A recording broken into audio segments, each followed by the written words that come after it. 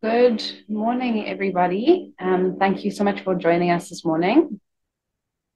For those of you that don't know me, my name is Cara and I am the marketing manager at Petco. Welcome to all of you. We have a large audience here today. We actually had 695 people register for this webinar, which just shows the great interest in recycling and whether everybody comes.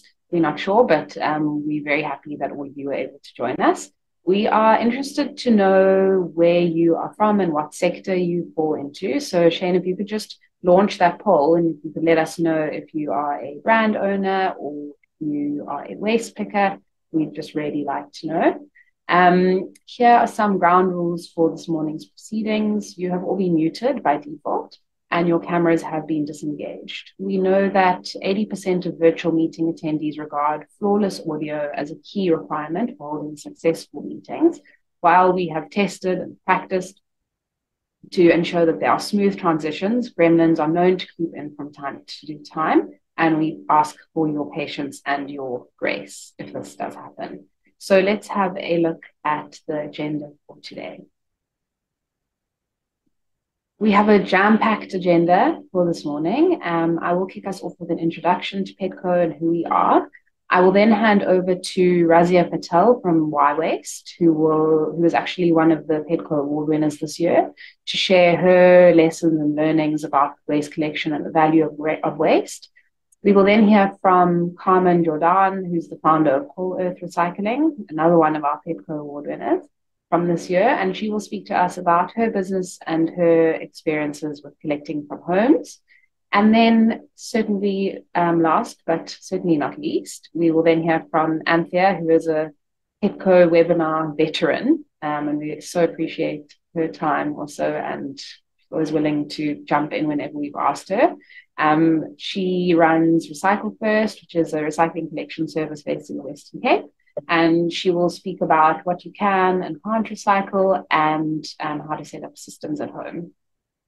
What's really interesting about this webinar is not only that it's all women, which I'm really proud of because I think that the sector is usually dominated by men, but Razia is operating in KZN, Carmen is in Gauteng, and Anthea is in the Western Cape. So I personally, I'm looking really forward to hearing all these different perspectives. And I know that a lot of the attendees are from all over the country. So there's hopefully a representation from where you are from. And it's going to be interesting to understand what really is collected and recycled in different areas of the country, because at the end of the day, all of these people that are running collection businesses need to understand if it makes economic sense for them to be operating. And one of those factors that determines this is location. So yeah, on to our last bit of the session is going to be a Q&A. You'll see that there is a Q&A block at the bottom of your screen. So if you have any questions, please keep them for the end, or you can type them in as people are speaking and we'll just address them at the end in the last 15 minutes. So to start off, I just want to have a look at this poll. Okay, great. So there's mostly homeowners, waste pickers, recyclers, an industry association, people, yeah. Also brand owners and retailers. Okay, interesting. Thank you, Shane. I think we can get rid of that for now and share those results. So just to start off, I will give you a little bit of a background about who Petco is and what we do. So for those of you that don't know, Petco is what's called a producer responsibility organization. It's also known as a PRO. And a PRO is an organization that assumes responsibilities of an obligated party as outlined in government regulations regarding the collection and recycling of products. So Petco was incorporated in 2004 by PET producers, but we are now operating in a mandatory and legislative environment. We are a member-driven organization aimed at chiefly ensuring that our members are compliant and going over and above that to meet their legislative targets, their individual targets. As much as we have recently broadened the range of EPR schemes offered by Petco to simplify the lives of our members, So a lot of people know Petco as looking after specifically PET products, but we are now offering EPR schemes not only for PET bottles, but also their labels and lids, as well as liquid board cartons. Some of you may know them as Tetra Pak or just cartons. So those are the products that are usually used to house milk and custard and 1 liter wine boxes. So how does a PRO operate and what are some of the areas of work that we are involved in? A PRO should essentially operate across the entire value chain with the aim of stimulating collection for recycling. This includes working with our members to ensure that packaging is designed in a manner that ensures that it can be recycled by the infrastructure that exists locally. Of course, the circular economy is the first prize. This includes right weighting and using transparent labeling, educating consumers so that they are motivated and empowered to actively participate in recycling by separating their recyclables from their municipal waste in their households, which we will hear about more in the webinar. Working hand in hand with municipalities to support with communications and infrastructure that also enables separation at source. And critical to the success of the recycling value chain are the treasured informal collectors or waste pickers. The role of the PRO here is to improve their working conditions, livelihood opportunities, and recognize their service while offering equipment and training support. Also to support formal collection companies with equipment and training, working with the recycler to ensure that there's adequate demand for waste by developing the capacity of the recycler. This includes the development of new markets for recycled goods. So, for example, within the PET sector, it is creating demand for rPET through uses such as fiber or geotextiles, or most importantly, food-grade rPET, which means that recycled PET can actually go back into a new bottle. So when you recycle your PET bottle, if it's clear and light blue, it can go right back into that same beverage bottle. Petco is a membership-based organization, and we are paid a membership fee by these members, and we are very grateful to all of our committed members. And what we do in terms of our partnerships with recyclers is that Petco provides funding in support of these partners to ensure that their volume targets are met and that through adverse economic cycles, these programs are sustained. And some of our recyclers, for example, are Extra Pet for PET or Gayatri for liquid board packaging. And this is 70 to 80% of Petco's budget. In 2022, which is our last audited year, Petco partnered with various stakeholders and we supported 104 projects and initiatives all across South Africa. This was either in the form of equipment or infrastructure. These beneficiaries included waste pickers, SMEs, and cooperatives. Through these interventions in 2022, Petco was able to unlock 10,620 tons of post-consumer PET packaging across all 9 provinces, including 2 more remote areas. Also, an important part of the work that we do is training, mentorship, and sponsorship of equipment and infrastructure for the informal sector so that they are able to move up in the value chain, grow their businesses, and create further employment while cleaning up the environment. So as you can see here, these are some of the trainings that we've conducted. Some of them are workshops to waste pickers, and some of them are accredited trainings. They are often done in collaboration with our municipal partners, which is very important, and it's actually part of the legislation. We've been doing it before it was actually part of the legislation, but we continue to work with our municipal partners. And here you can see a picture of a trailer. We also sponsor trolleys in the background. In one of those images, you can see a trailer, a container, which was used to also house and store recyclable materials, and signage. And that's just to name a few things. We also sponsor PPE and things like bulk bags. And last but not least, Petco carries out consumer education and awareness initiatives, and I've just put a few on the screen here. So firstly, we've created educational content so far for grade 1 to 7 with the Pick and Pay Schools Club, and we will complete the development of content for all grades up to grade 12 in the next 2 years. This content is being delivered to 500 schools in 4 provinces across South Africa, and the content is very much about recycling and sustainability, anti-littering, and things like that, and including that in the syllabus because it wasn't, well, there were very few interventions before. We also create consumer campaigns with specific messaging about collecting and recycling that is then disseminated through a large range of media. So media like billboards or radio, and that was our last consumer campaign with Willie Ramoshaba on that billboard. We also have a WhatsApp for Business platform, which is a menu-based automated system that allows collectors and consumers to select menu items to receive information that they want in a quick, efficient, and data-sensitive manner.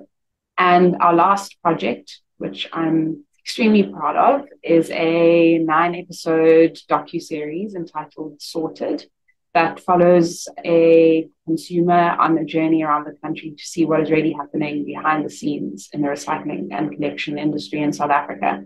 And you will see both Carmen and Razia in that series that we did, and you can find that on our YouTube channel.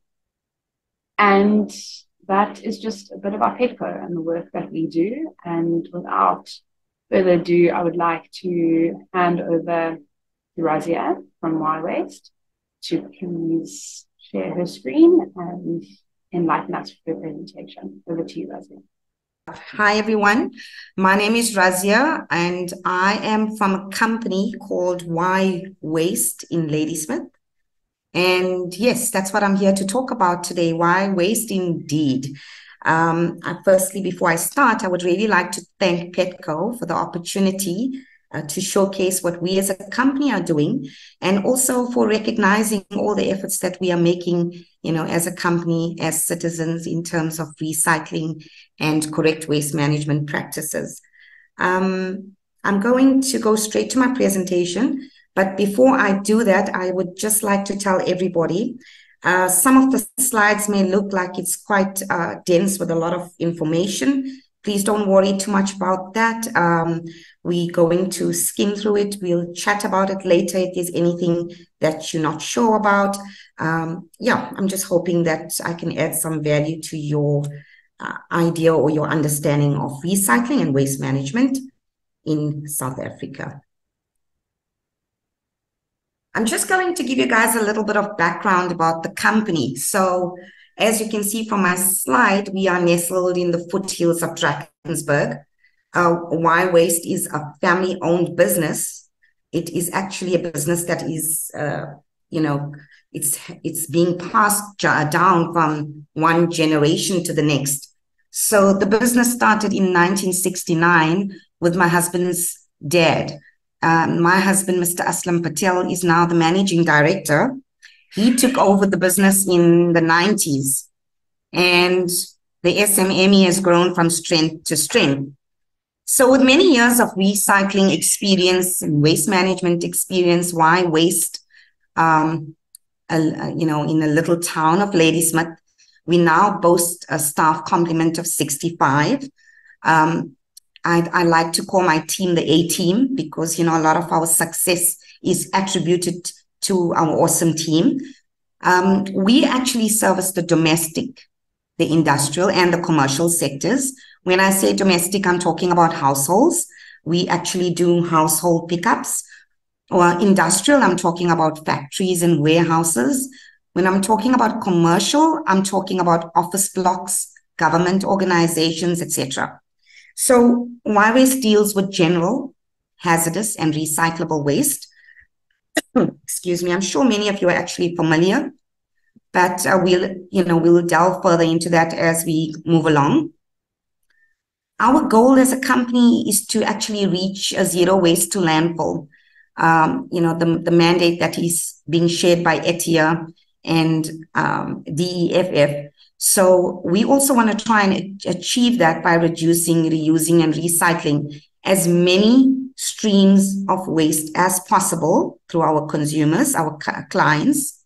And our vision is to education and increase awareness about recycling. So as Cara and Petco knows, this is not just lip service.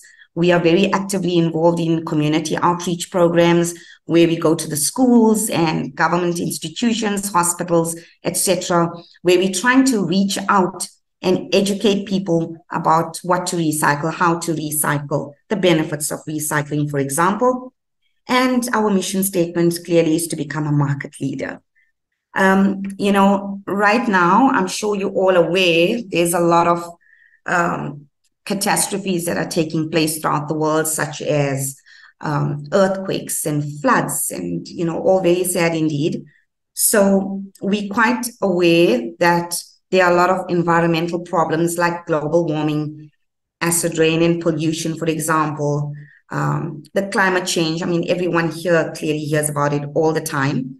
So these environmental concerns, we know now, are posing a considerable amount of damage to the well-being of people and creatures, let alone slowly destroying our beautiful planet. So clearly there's a need for environmental conservation, and I like to think of myself as an environmentalist. So this is a matter that's actually very, very close to my heart. So we are going to focus more on the waste aspect in terms of the environment. So waste, as we all know, eventually it returns to the natural environment. If it's not properly managed, it can cause pollution, which when moving from one part of the environment to the other. So example, uncontrolled burning of waste results in air pollution. Waste must be managed in a way that does not have any negative effect on all life on Earth, including the environment.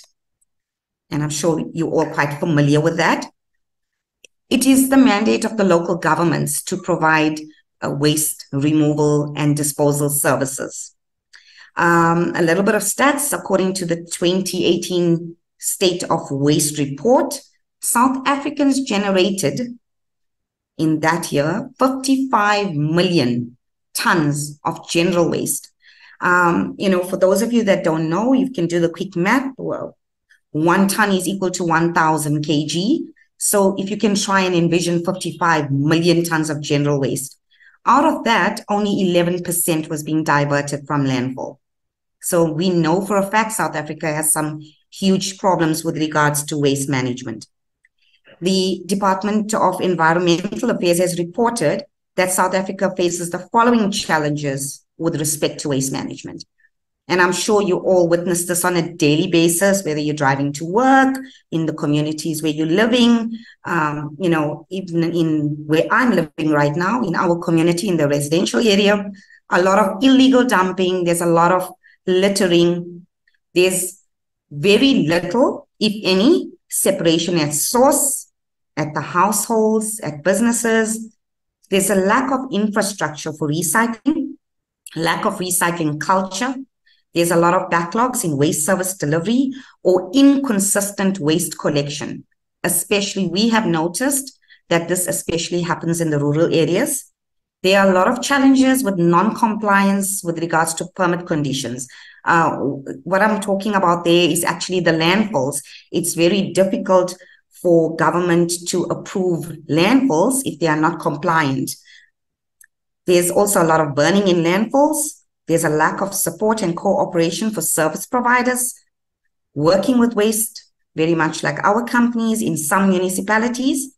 There's a lack of education and awareness in some areas. And the waste sector, as we all know, is not necessarily considered high priority in some municipal budgets. I know that sounds like it's all doom and gloom, but I'm sure as we go along, we'll know that there is hope and that we can fix this. I'm on this particular slide. I just want to talk and touch a little bit on circular economy, not too much. I'm sure the other participants have a lot more to say in terms of the circular economy. For those that don't understand, the concept of circular economy in terms of waste is basically those companies or producers of waste are encouraged. So as you can see, I'm thinking from my head. So those companies are encouraged to actually be more responsible in how they produce their products. They have to rethink about their designs. They have to basically ensure that they minimize the need for raw materials from the environment. They have to minimize the need to dispose of waste. Waste has to become beneficial, right? So that's basically the concept of circular economy. The problem and the solution: for many products on the market, there is no onward path after they are used. So a very nice example for it is food packaging straws, your plastic straws at restaurants, utensils, for example. These products are made with multifaceted materials or components. They cannot be reused. They cannot be recycled. They cannot be composted. So they end up as waste. For products like this, the waste is built in. So basically, they are designed to be disposed only. And circular economy is encouraging that to change. It's, as I'm saying, as the concept of circular economy has become more widely accepted as an attractive way forward for companies around the world to rethink the way they design, make, and remake their products. In terms of extended producer responsibility, this refers to companies that produce products or packaging to be more responsible and know that journey of their products. So once they sell their product, it's off the shelf, it comes to the consumer, it doesn't end there. It is the responsibility of those companies and corporates and industry to understand and to know the post-consumer stages of a product's life. So the National Waste Management Strategy of 2020 has outlined a strategic approach to address illegal dumping, to reduce the production of single-use products, as I was saying, such as straws, etc. We know for a fact that these are currently destroying our marine habitat. Very soon, there will be more plastics in the ocean than there is fish. If you look at some of our rivers, some of the, basically the oceans and the rivers, you will notice that so many of them are just becoming destroyed purely by waste. And some of the challenges that we as a business, we've picked up that this is because there's a lack of a recycling culture. So businesses and households, especially South Africans, are not so, I think because of the fact that there's so much of economic challenges in our country. And the last thing people want to think about is recycling. The country has so many people that are unemployed, that are poor, that are living on a, hand to mouth. So recycling is the last thing on their minds.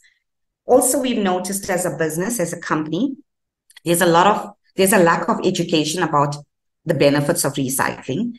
There is definitely a lack of accountability from many corporates still to this date. There's a lack of support and cooperation for service providers that work with waste in some municipalities. As we all know, with the cost of fuel, the cost of transporting waste to mills or recycling facilities poses a huge challenge.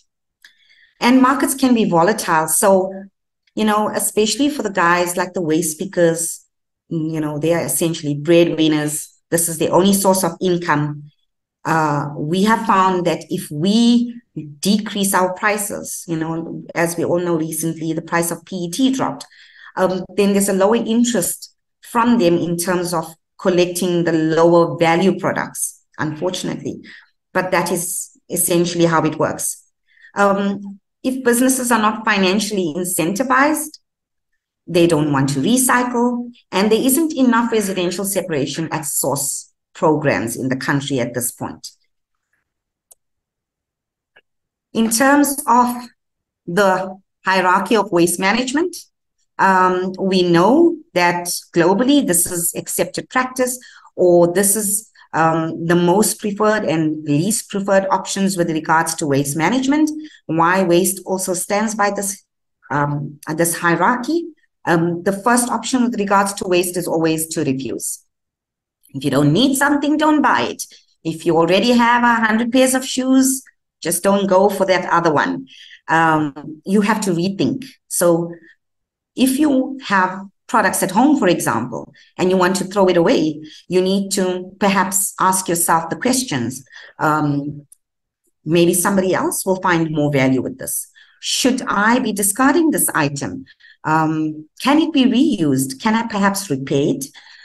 In terms of reduce waste, again, we have to minimize the amount of waste that we are producing by not generating it in the first place. I know recyclers would think that this is not ideal. However, in terms of the environment, we have to start changing our mindsets, and we have to start reducing the amount of waste that we are generating, because it's all on us. Reuse. So here again, can we reuse an item? Can we repair it? Is there another company perhaps that will find more value in what I'm throwing away? And of course, recycling, where we transform waste into beneficial products to avoid disposal and environmental extraction. And the last, least favorite option, which is disposal. And even there's always the safe disposal methods that we try to educate the community and the public about.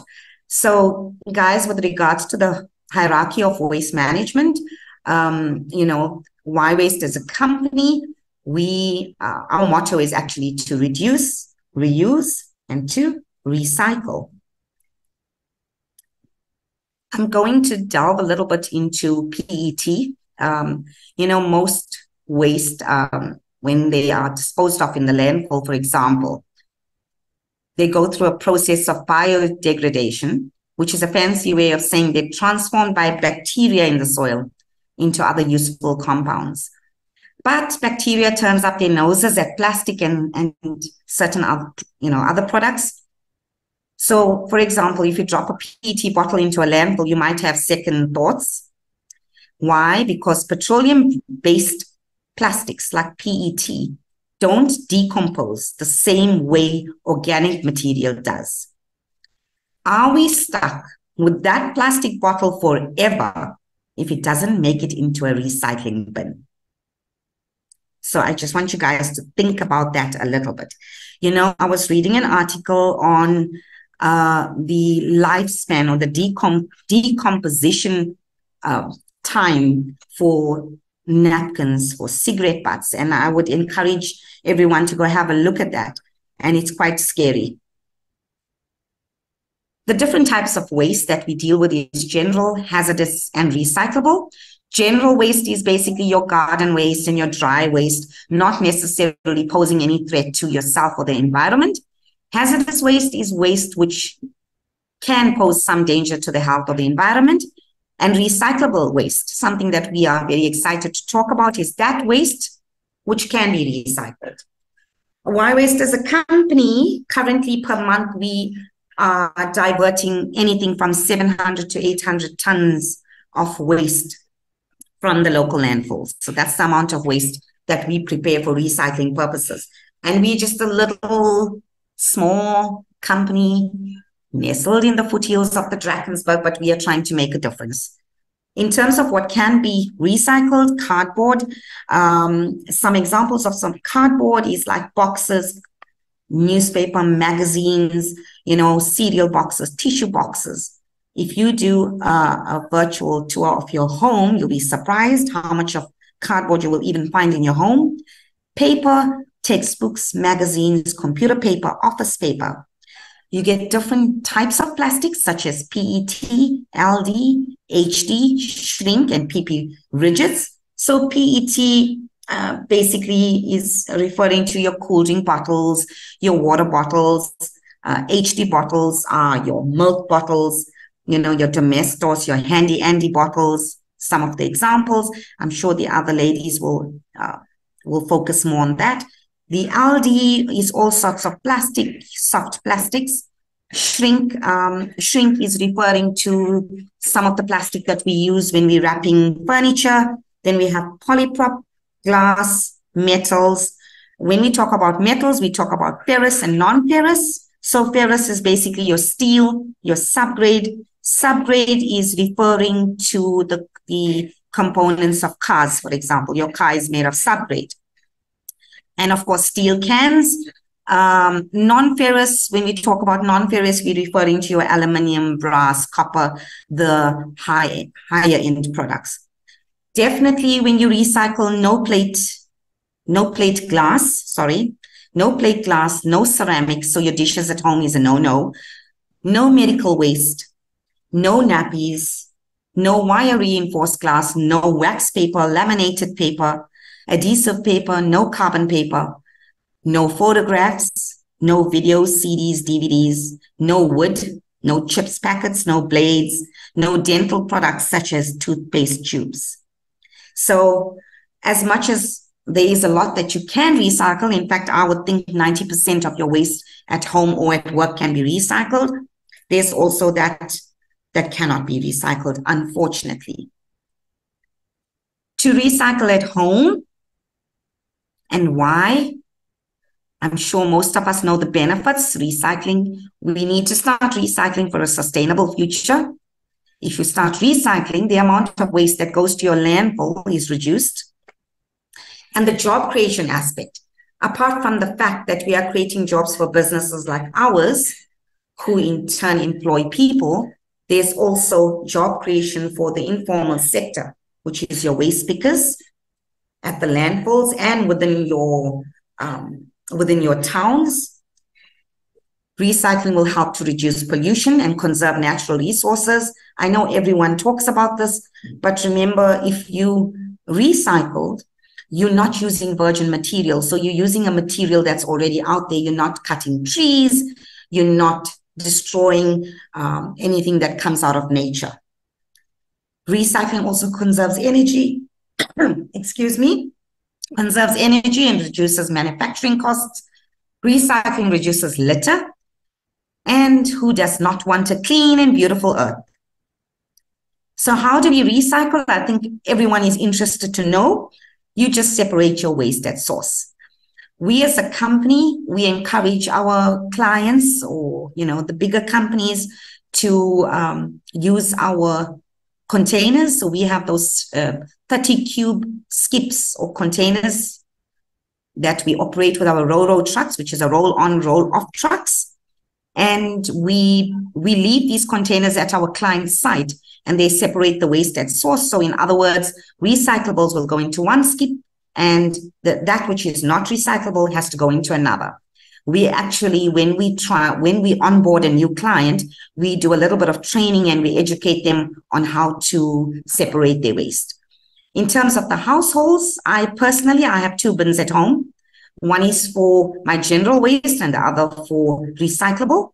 And it's all about changing your mindset. So if you're having a can of cold drink at home, or if you're done with your tissue box, you just have to be conscious about which bin you're throwing it into. We prefer if our households and customers rinse some of the containers. If that's not possible, that's also okay as long as they're empty. Some of them, we encourage them to remove the lids. No need to remove labels. Some of our clients that generate high volumes of waste, even households, we encourage them to separate the recycling into the different types. So example, keep your glass in one bag and keep your cardboard in another. And once you have enough recyclables, you take your bags to your nearest recycling depot. In our case, we encourage our households to call us for a free collection, and we have a designated bakkie actually riding around the town of Ladysmith waiting for all these calls for the pickups. And we actually have some very avid recyclers that are very passionate about environmental conservation. But today we're also going to talk a lot about how you can transform every bit of waste into an opportunity to earn. Razia, I'm sorry to interrupt you. I need you to start wrapping up, please. Okay, no problem. Thank you. In terms of how to earn an income, this is where the waste pickers come in. So, we have waste pickers at the landfill, waste pickers within the community that are picking up waste, and they earning a living. They're making a living from this exercise. All right. So unfortunately, there are some challenges with regards to waste pickers. If there are any potential waste pickers that are logged in, they are, because it's an informal sector, they're working in an informal sector. There's also the potential of being exposed to hazardous materials, and it's a lot of hard work. And as I mentioned earlier, there's the income instability. Prices in our industry are market related, and a lot of waste pickers feel that they are underappreciated for their environmental contribution.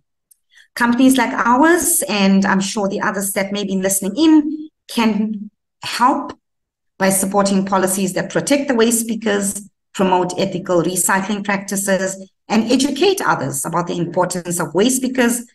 These are hardworking individuals who earn an honest living. I am now going to play a short wrap-up video.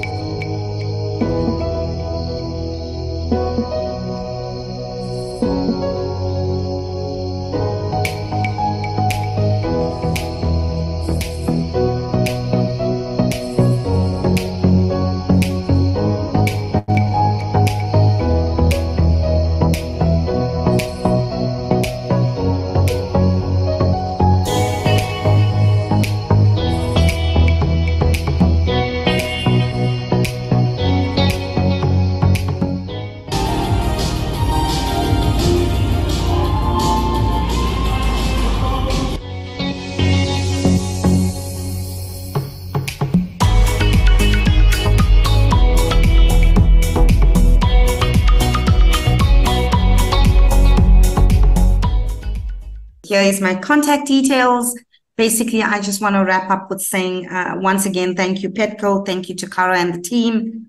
I do believe that recycling plays a huge role in terms of environmental conservation, and I wish everybody would jump on this bandwagon. And yeah, together we can. Thank you. Thank you so much, Razia. You covered so much, and yeah, echoing what Anthea said in her comment. Well done to you and your family for the business that you've built. Thank you. So sorry. So thank you. Pleasure. So yeah, without further ado, I'd like to hand over to Carmen to please take the stage. Hi, thank you so much. How's it going, everyone? Welcome. And thanks for joining us today. And thank you so much to Petco for hosting us.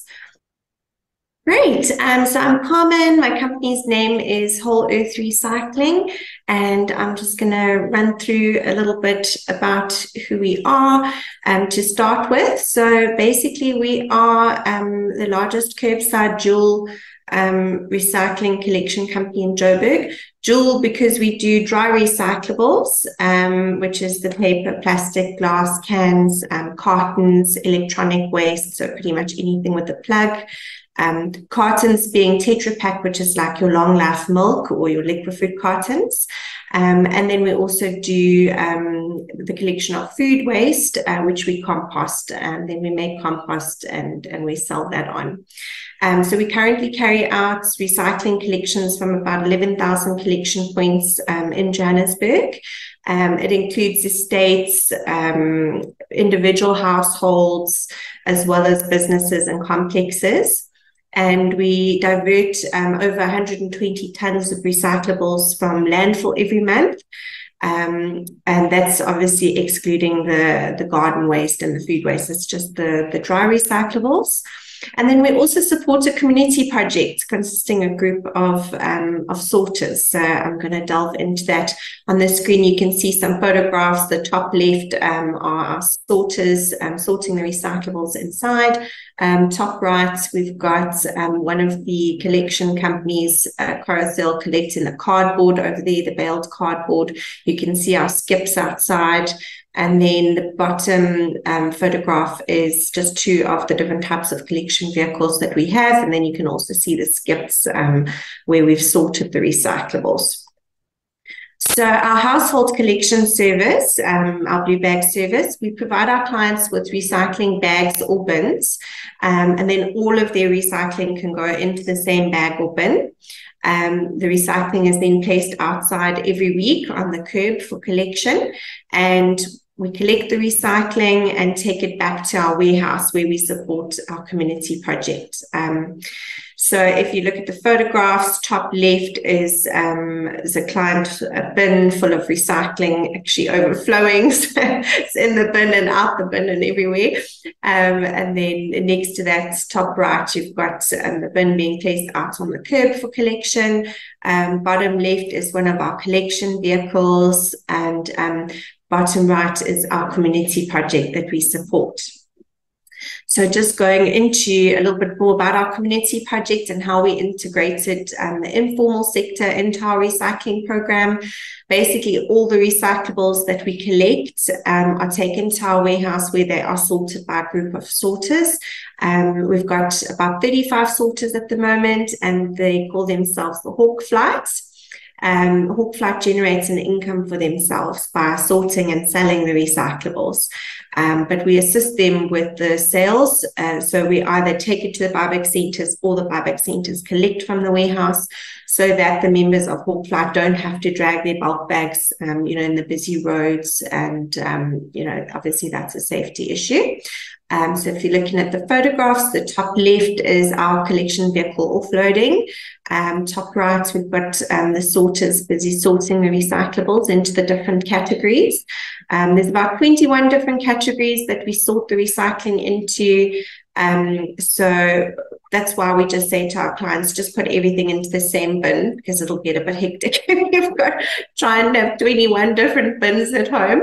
As an example, metal would be separated into steel, food cans, aluminium cans, and then aluminium foil, and then you've got I'm just talking about obviously household material now. Plastics, you would have the different types of plastics also sorted sometimes by color. A bottle, for example, like this, the lid is actually made from a different plastic to the bottle itself. So we would take the bottle cap, put it in a separate bag that would be recycled, and the bottle would go in a bag where it would be recycled. And then the bottom left photograph, just some of our Hawk Flights community members.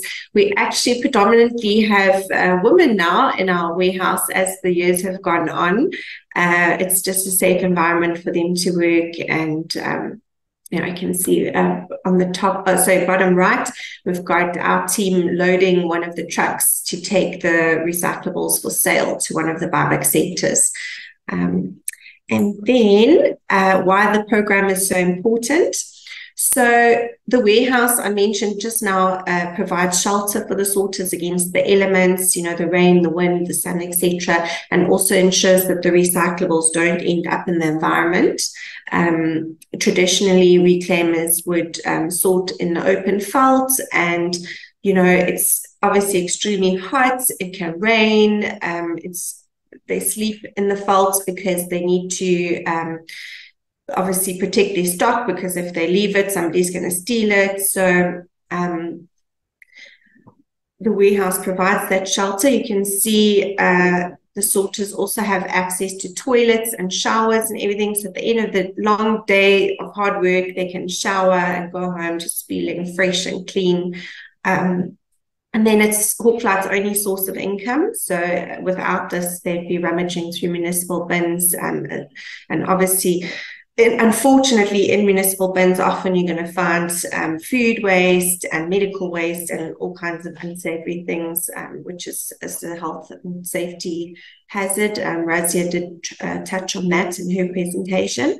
And then also our sorters earn enough to pay rent and to catch transport to work every day. So they don't have to sleep in the velds, looking after their stock.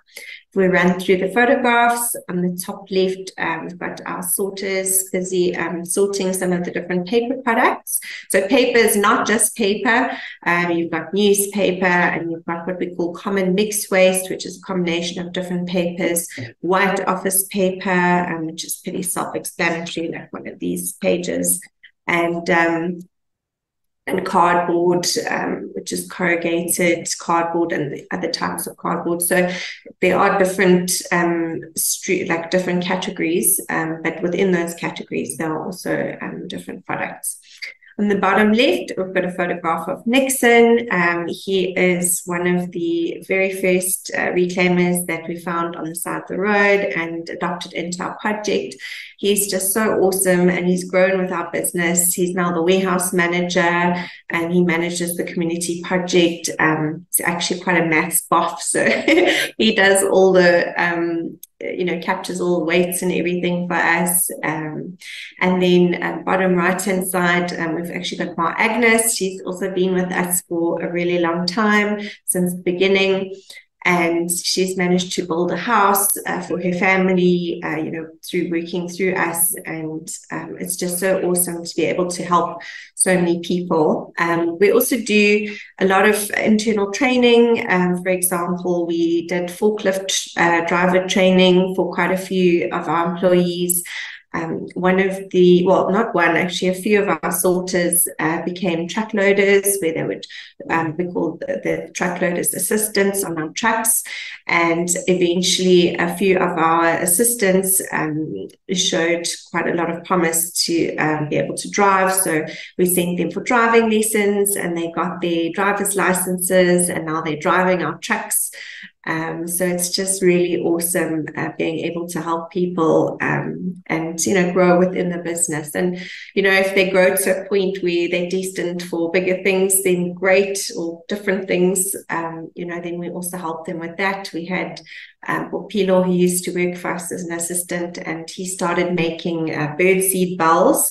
And now he sells the birdseed bells. He's got his own business, which is really great. Right, on to the next one. So we were proud winners of the 2023 PETCO Awards for Best Community Recycling Initiative, which we're so grateful for. I'm just going to go on to here. Some of the big challenges that we have. Razia did touch on quite a few of the challenges. The overheads keep increasing, and the value of recyclables has been decreasing. There's certain products in particular that have taken a terrible dip recently, cardboard, PET. And then the market's quite volatile. So, the price will increase and then decrease, and it can literally happen just over the span of a week. So if you're a buyback center and you're buying material at a certain price and suddenly the price drops, then you're unable to sell it, at the same price. So it's a disaster. And then also having to pay for the disposal of non-recyclables, which we do sometimes receive. Some of our clients aren't aware that certain products are not recyclable, and they put that into the recycling bag. And then, of course, it still will end up at landfill, but we have to pay for that waste removal. And then the load shedding. Load shedding is obviously a disaster. It's affected all of us. You know, from our point of view, we struggle because we can't bail for half the day. Sometimes we have no electricity for literally half the day, and we can't bail, so we run out of space in our factory. Our teams are also struggling while they're doing the collections because the traffic lights are out, and it's quite a nightmare. And then also, of course, just in general, the ever-increasing cost of living. I mean, electricity goes up, water goes up, food goes up, everything's going up. And the deteriorating state infrastructure and crime, you know, potholes, things, trees hanging over the roads, obviously affects our collection vehicles. Crime is a big thing. So, yeah, it's just, I suppose, general challenges that most businesses are experiencing, and even individuals are experiencing at the moment. And then just as some advice when you're separating your recyclables at home. Razia obviously went into great detail about what can and can't be recycled. You know, she said she's got bins at her place. I also have bins. In my kitchen, I've got a recycling bin for dry recyclables. I've got a bin for food waste, for composting, and then I've got my general waste bin. And that's like the easiest way to start, is just to have that separation. They call it separation at source, just separating, you know, at home where it's happening. So, of course, reduce the amount of packaging that you're buying. As an example, reuse things where you can. You know, I actually am quite a fan of these water bottles, and so I'll reuse them until they can't be used anymore. So try and reuse things where possible, and then of course recycle. When you're doing your shopping, it's important to be conscious about what you're buying. In the top photograph here, you can see there is a bottle of painkillers, and to the right is a cardboard box with pills inside. So interestingly enough, the bottle is more recyclable, because although the cardboard can be recycled, or the common mixed waste, inside there you've got a blister packet with tablets, and that can't be recycled. So when you're doing shopping, you know, often you'll see like these bags that can't be recycled, but you can buy a tub of washing powder or a bottle of washing liquid, which could be recycled. So there are decisions that we can make in our everyday shopping, just to make sure that we aren't purchasing materials that can't be recycled. And then also, because of course those that can't be recycled end up at landfill. That's the long and the short of it. Razia showed a photograph of landfill earlier. It's awful. So we need to try and avoid sending anything to landfill if we can. And then try and compact your waste to save space. So the second photograph from the top, the one in the middle, you can see our Tetra Pak. If you look at the bag on the right, that's just full Tetra Pak cartons, or just cartons. And then if you take the lid off and you squeeze the air out and put the lid back on, you end up with like these flat packed cartons. And then you can see how little space that bag on the left is taking up compared to the bag on the right. So that's obviously, it takes up less space in your bin, but also for the collection company, it takes up less space on their truck. So, you know, using less fuel to do all of your collections, less carbon being emitted. So it's a win-win for all. And then also, please don't place non-recyclables into your recycling bin. A lot of people think it's fine because, oh, well, it's just, you know, if it can't be recycled, the recycling company will just deal with it. But the sad reality is that the sorters generate an income for themselves by sorting and selling recyclables. If they are sorting non-recyclables, they don't get paid for those non-recyclables. So, you know, it's affecting their time and their income. But also we have to pay a private waste company to come and collect the material and then take it to landfill. And then the third reason is now it's obviously got double or triple handling because it's gone from the household to us and now still to landfill. So, 2 vehicles have been used in getting it to landfill instead of just one. And then the last bit is just to keep on recycling. You're contributing towards job creation and reducing the impact that we're having on our environment. And every little bit counts. Every single household has got 1 or 2 bags that they're putting out for collection, and suddenly you've got more than 120 tons of recycling every month that you're diverting from landfill. So no matter how small, difference you think you're making, it makes a big difference in the end. I've just got a little slide here. Razia did go into more detail, but just a couple of products that you would generally find at home that can't be recycled. The chip packets, generally due to the high oil content, window and mirror glass, textiles, although there are some companies that are doing, running trials on recycling textiles in South Africa. Got ceramics, and then these blister packs, which is what I was talking about a little bit earlier, and then the PET thermoform, like the fruit punnets, and those ready-made sandwich containers that are not recyclable. So please don't put them in your recycling. And then just some advice to other entrepreneurs that want to start a collection business. The main thing is to do a proper budget. There are so many elements that you have to take into consideration: trucks, diesel, insurance, a warehouse, water, electricity, salaries, PPE, which is protective equipment like gloves and boots and masks, and the list just goes on. So when you think about starting up a recycling business, you've obviously got to collect the material, you've got to sort it, and then you've got to recycle it. So make sure that you've got a list of companies that will buy the material from you. Hopefully they're close by, because then the cost of transport is a lot lower. And then make sure that your drivers are highly skilled, because if you're putting a vehicle in the hands of your driver and your driver is not skilled, you're going to end up having accidents, downtime, potentially not picking up things like the brakes getting worn out, and then instead of having to just replace the brake pads, suddenly you have to skim the discs, and in worst cases, replace the whole system. So it's really important to have very skilled drivers when you're doing a collection with vehicles. And then service delivery is key. At the end of the day, your customer, if your customer is happy, they'll obviously continue to use your service. So it's really important to make sure that your clients are happy, make sure that you arrive on time and you do what you've said that you're going to do, stick to your promises when you are doing collections.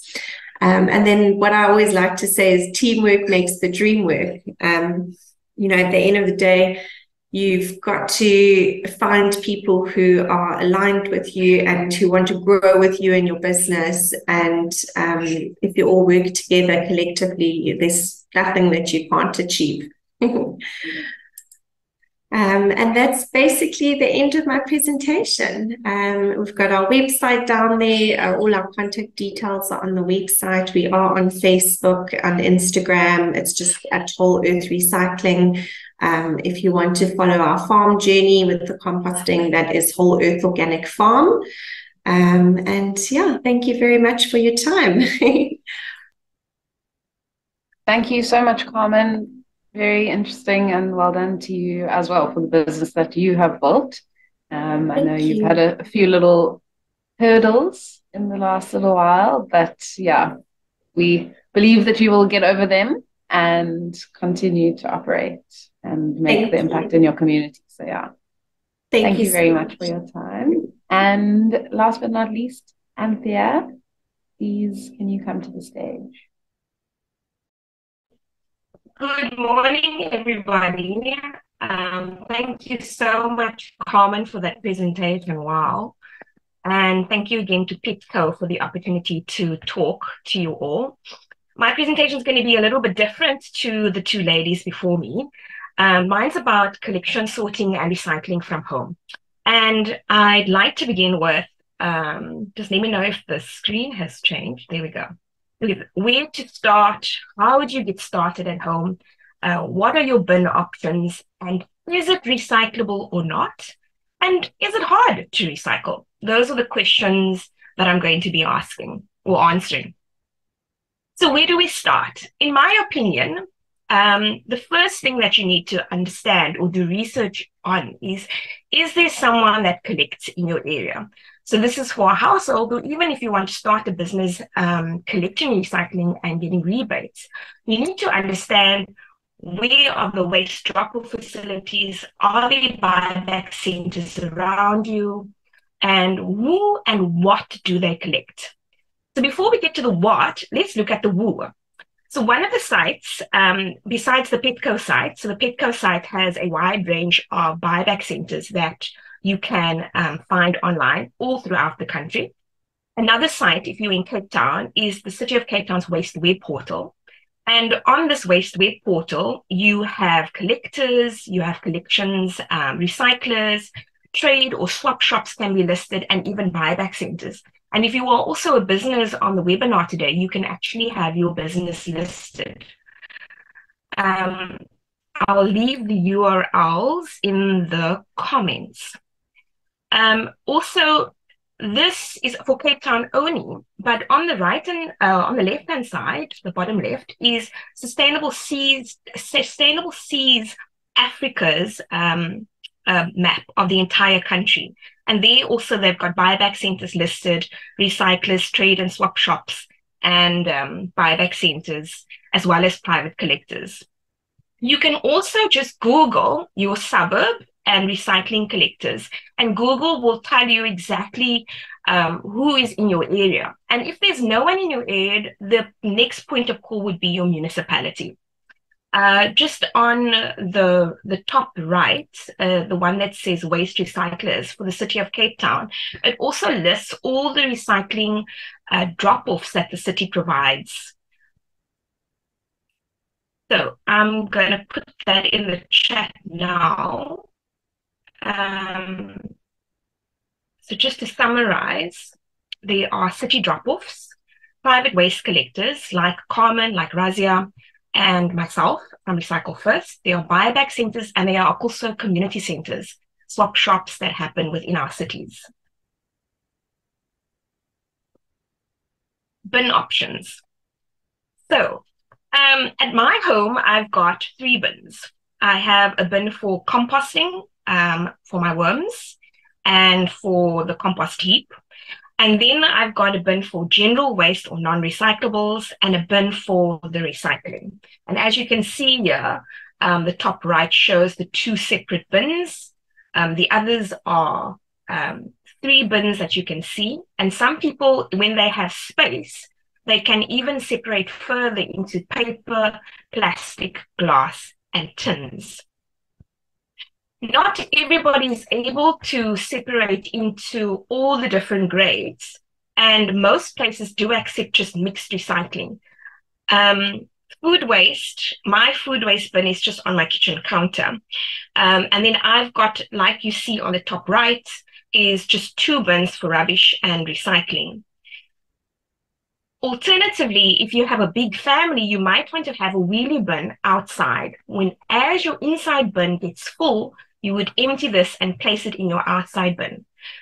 We also service a lot of complexes, and this happens at complexes. So we speak to the complex body corporates. They then provide a bin separate for the recycling, so that as you collect your recycling in your home, you can put it outside in the bin for the recycling only, and it doesn't go to landfill if they are using a private collector or a city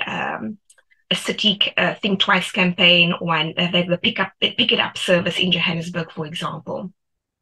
Some of the bins that are available, let's try that. Okay. Just normal Addis bins. You can go all the way to buying beautiful, expensive bins, or you can just keep it simple and buy anything that will have 2 bins. The wheelie bins come in a range of colors, and blue is usually for paper, green is for glass, and yellow is for plastics. That's the usual. Red is more for hazardous. But if you have a color that you would like to use in your home, you're very welcome to choose anything. Most places also just put labels on their bins so that they can easily identify what needs to go into what. So for composting, it's now law that at least in the Western Cape, that all organics should not be going to landfill. And there are targets set in place to assist with this policy. The big reason is that more methane gas gets emitted from landfills because of the organics that are delivered there. And if we remove the organics from the waste stream, then we can reduce these emissions. This makes so much sense. And so why not incorporate this at home and at work even? Private collectors, especially here in Cape Town, in fact, whole earth as well, are collecting food waste, garden waste, and recycling. So we're all here to help you ensure that you can be more sustainable in your homes. In my opinion, I have on the bottom right, I have just a plain 5-liter bucket that I put on my kitchen counter, and I empty this into our compost heap, and I'll take whatever the worms can eat and place that in my worm bin. And generally, because I'm separating my organics from my general waste, my kitchen bin doesn't stink, or it's minimal stinking, depending on whether I'm cooking up a big storm or not. And that's very helpful, especially when you don't have a lot of space. So the next is it recyclable? This is my favorite part of my talk. So things can be very overwhelming when you start recycling at home or in your work. And if this is the case, you can just give your collector a call to get a better understanding of what is recyclable and what is not. I have customers who take photos of things and send them to us either on social media or via WhatsApp to get a better understanding of, okay, I've got this. Is it recyclable? Is it not? I promise you, we will not be bothered by those type of questions. We actually invite those questions, and it makes it so much more helpful to us, because we don't then have to sit with the waste bill of all these non-recyclables that we have already collected. Did you know? So in the plastics, recyclable plastics, there are different codes or polymers. And essentially, I think the other ladies have also gone through this. But if you look at the bottom, it will tell you what type of plastic it is. Polymer codes, the recycling systems, most of the time are on the packaging. And there are very few nowadays that have no symbol on the products that are not recyclable. I'm not going to go into detail, but I'll quickly go through a couple of misconceptions. So here you will see PET bottles, and these bottles all have lids on them. And essentially, the point that I like to make here is that keep the lid on. We have in our facility, we have a conveyor belt that moves the material down, and often we lose the lids. And so you don't always have to take the lids off things. We will take them off, or we'll let it go through with the lids on. Egg trays. So there's a big misconception that egg trays are recyclable. In fact, they are not recyclable at the moment. Maybe in the future they will be. And so what we do with egg trays is they actually go to our organics composter.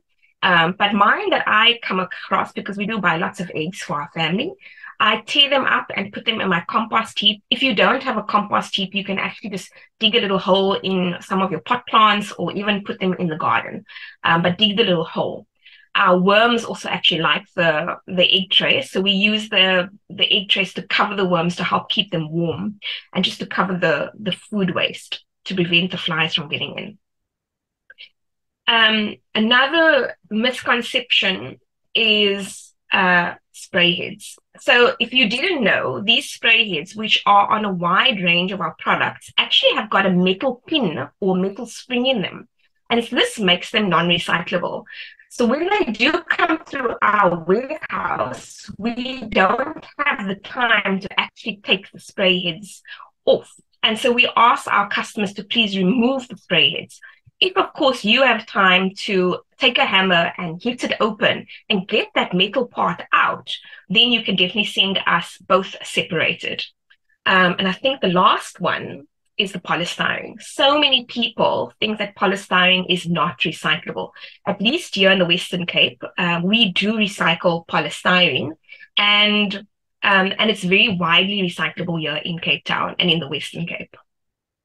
If you do have time to separate, if you have place, we found that it really makes a difference to separate the glass from all the other recycling streams. In the process of collecting mixed recycling, our staff usually throw a bag up onto the cage, onto the vehicle. And often if it's got glass in it, and it by chance falls down, there can be some injury. We haven't had too many of that, but we do end up having lots of cuts and injuries of the hands. And so when glass is all together, it's so much easier for the collector to know that that's just glass and able to put it safely onto the vehicle. And even when it gets to our sorting plant, the glass does not then go onto the conveyor belt. It immediately goes to the glass skip. And this makes life a lot easier. Is it hard? So I really believe that the hardest part of recycling is actually getting started.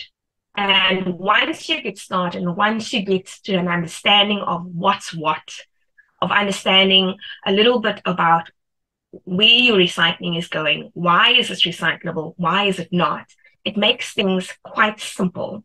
And once you have your setup at home in terms of how you separate and store things, and you've got someone collecting, things really just move very, very simple. And I really want to urge you that it's not hard. It really is just super easy to recycle. And all you have to do is to start. That is all from me. I hope you've enjoyed that presentation. If you'd like to find out more about Recycle First, you can just look on the socials at Recycle First, or our website is www.recyclefirst.co.za. Thank you very much. Thank you so much, Anthea. That was a great presentation. And as I mentioned before, and I'll mention again, you always add such value to all of our webinars, and that's why we keep asking you to come back again and again and again, because it's just such tangible, useful, great information. So thank you so much. I'm now going to share my screen and do a Q&A. I've been answering a few of them as we have gone along. But if there are any specifically for any of the speakers, please feel free to just say at Anthea or at Carmen, and then I will direct you there. So Carmen's already answered.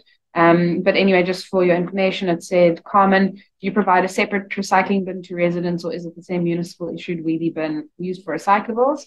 And what Carmen said, she said, yes, we offer different bin options. Please email me your address so that I can send you some options. So I know that Noel is based in the Western Cape. Then there's another question about the value of cans. Melandre, you will need to find a buyback center and ask them what the value of cans is. We are not sure. Belinda said, sorry if it was asked, what should we do with broken glass? I heard it's not recyclable. Would someone mind answering that live? Carmen, maybe? So if it's broken glass bottles or jars, it can be recycled. But if it's broken mirrors or window glass, unfortunately, it can't be recycled. I have tried all the different avenues. I have emailed and called everyone. And I can't find a single company that recycles them at the moment. So unfortunately, they would go to landfill. Yeah. Okay. And then off the back of that, it said, someone said, can you recycle broken cans like the ones that wash up on a beach? Yes, definitely. So, the steel food cans or aluminium cans, doesn't matter if they're broken or not, they can be recycled. So yes, yeah. Okay. Good to know. Then at Anthea, what do I do with my bokashi juice? We have so much and it's so strong for our plants, it kills them. We have bottles of it. We're in Durban, so not set up like CT. So for those of you who don't know what a bokashi system is, it is a compost system, which basically put all of your compost into it, and then you put sawdust over it, and then it basically the end product is a liquid that you can use as compost for your plants. But this one's obviously too strong for plants. So, Anthea, I'm not sure if you are able to answer that for someone in Durban. Hi there. So on its own, the bokashi juice it is too strong. You need to dilute it. You can probably dilute it. I know for the vermi tea that comes from the worms, we dilute 1 to 10. So you might need to play around with that. And then share if you have too much. Find a neighbor, find someone's got a big garden perhaps, and ask them if they'd like some fertilizer, because it is quite nutritious to plants. Hope that helps. Thank you. Hope that answers the question. Then another question is at Carmen and Razia, who do buyback centers sell to? Our buyback centers are all very far from us and are middlemen to get maximum value. Where do we go? So, Marilla, you'll need to, unfortunately, I think, find a way to get your recyclables somewhere. Maybe you can join a cooperative and find someone with a vehicle. But Carmen and Razia, would one of you mind just answering that question about who do buyback centers sell to and how does that process work? Okay, sure. So generally, if you are going to sell to the manufacturer themselves, I'm going to use an example of Carousel with cardboard. You would have to collect the cardboard, sort it, bale it, and then when you've got about 42 bales, each bale would weigh sort of roughly 500 kilograms, between 350 and 500 kilograms.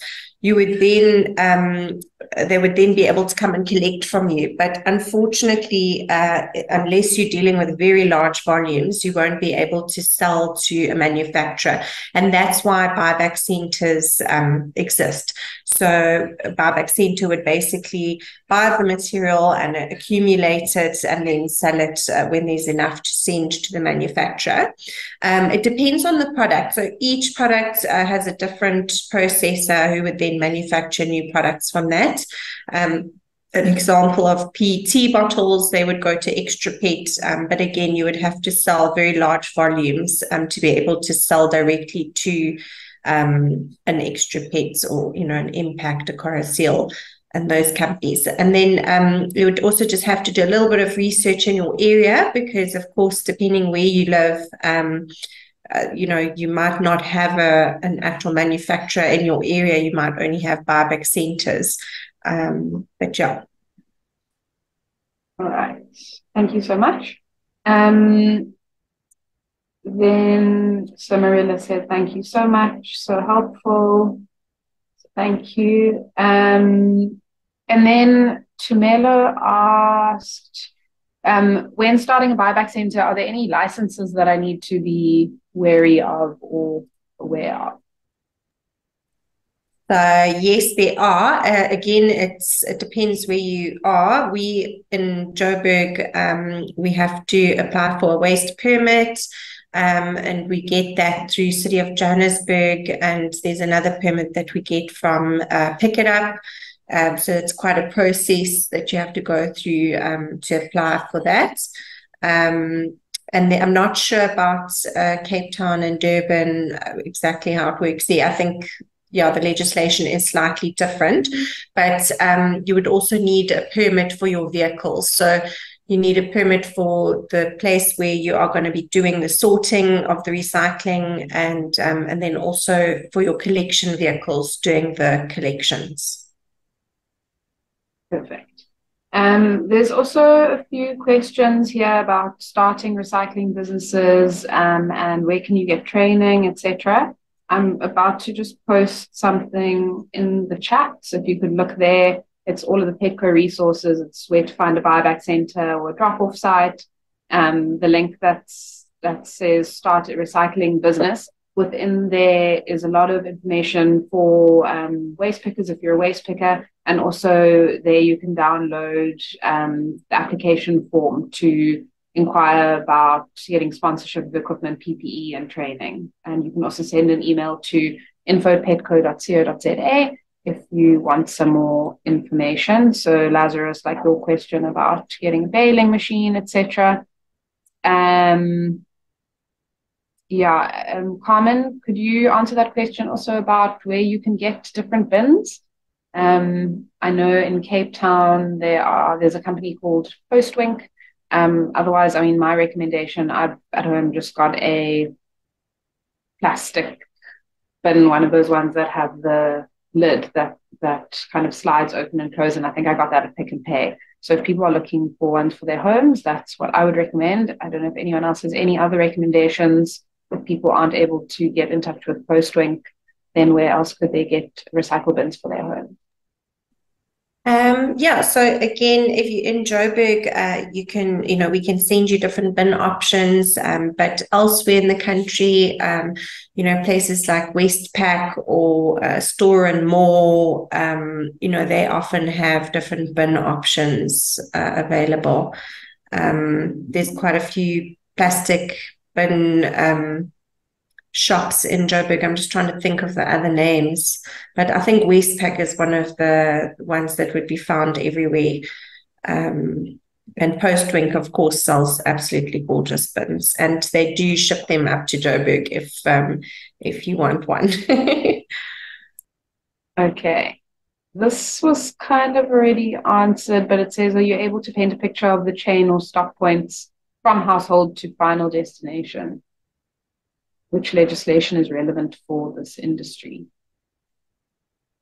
I think, from what I can answer it in terms of household, you've got different ways of your recyclables being collected, and I actually go into it on the next slide, but you can either leave your recyclables out on the curb for a waste picker. You can be part of a curbside collection project. So I know in Cape Town, we are lucky enough to have a few of them. Or you can take it to a drop-off site, or you can get it collected by a company like Y Waste or Recycle First or Whole Earth. And from there, and correct me if I'm wrong, maybe one of you can take over from here, but from there, if it's collected by a waste picker, it will go to a buyback center, and the buyback center will then bale the materials and then transport it to the recycler. Once, if, for example, it gets collected by the municipality, it could go to what's called a material recovery facility, which is a big facility where all of the material gets put on a conveyor belt, and there are sorters that take out the relevant materials. And for example, we'll put the PET on one side, the K4 boxes on one side, etc., and all of the other stuff that isn't recyclable will go through and will go to landfill. If it goes to a collection company like one of these ladies' companies, correct me if I'm wrong, it also gets sorted there by people that are employed there, and it then gets either baled or taken in some way, shape, or form, maybe to a bigger buyback center. If someone doesn't have a baling machine, then it can go to a place that does have a baling machine, because that compacts all of the material, and it will then go to the recycling plant. I don't know if I've missed anything. Anyone is free to jump in if I've missed anything. No? Okay.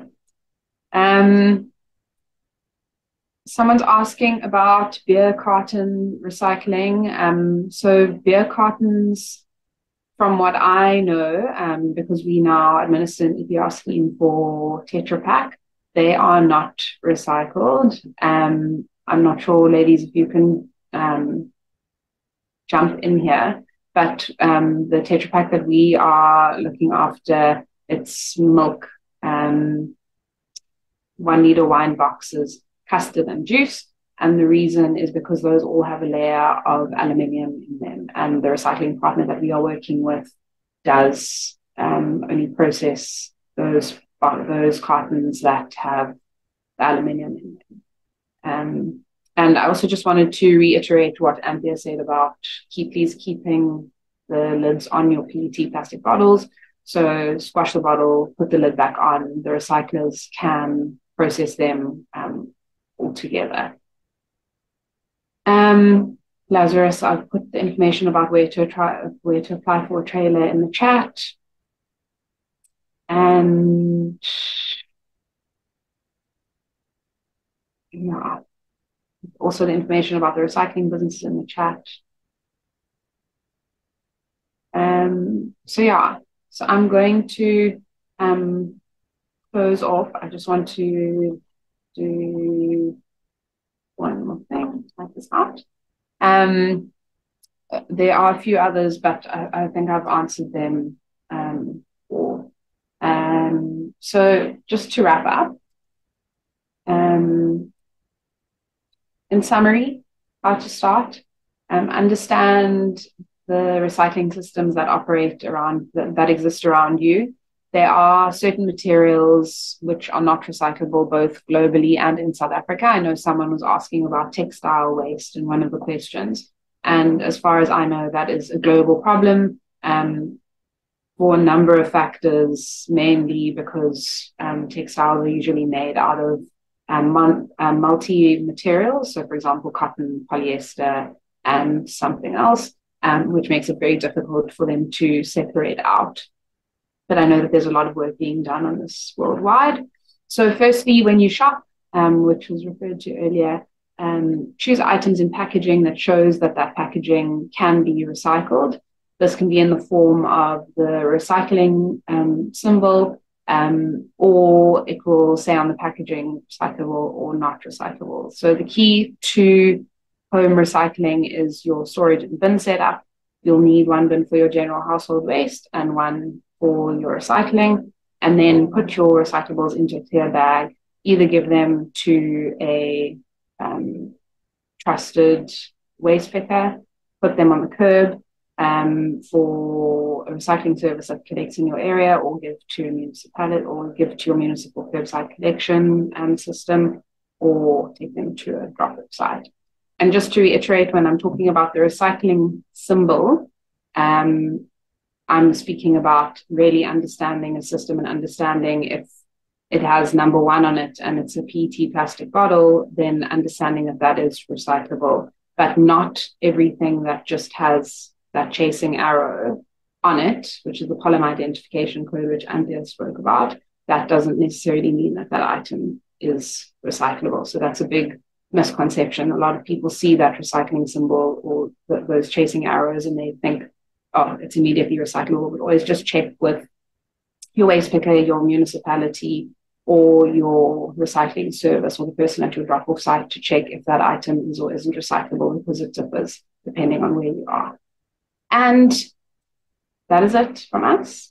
Thank you so much to Shane and Matt for your help, as always. And thank you to Razia and Carmen and Anthea for your time in prepping for this, and for all the insight that you have given.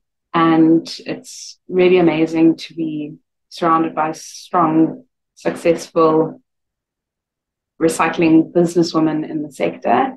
I think it's really inspirational, and I think that you've hopefully inspired and educated a lot of people in the room, the virtual room. So thank you again for your time. We really, really appreciate it.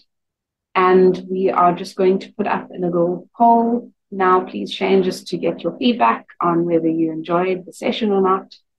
And And yeah, we will be able to send out a recording, and we will check in with the speakers if they are comfortable to share their presentations. But if your email address was on the registration list, we will send you an email. Yeah, I don't know if any of the panelists have anything else to add. Otherwise, we'll leave the poll up for another minute or so. And I hope that you all have a wonderful day and that you are inspired to start recycling in your home. Hi, Cara. Yeah. It's Razia. Hi, Razia.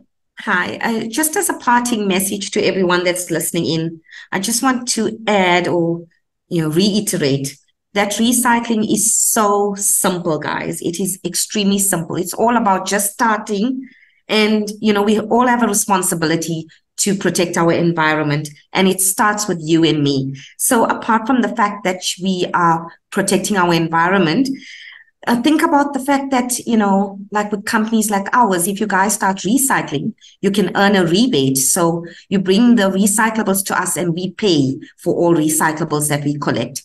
And half a loaf of bread is better than nothing. So it's a win-win situation as far as I'm concerned. Thank you, Cara, and thank you to everybody who's listening in. Thank you to the other participants as well. I had an awesome session and love you guys. And I'm sorry, but I have to leave now. Bye, Razia. Have a good day. Thank you. Okay, bye. Okay, bye, everybody. Bye. Shane, I think we are done.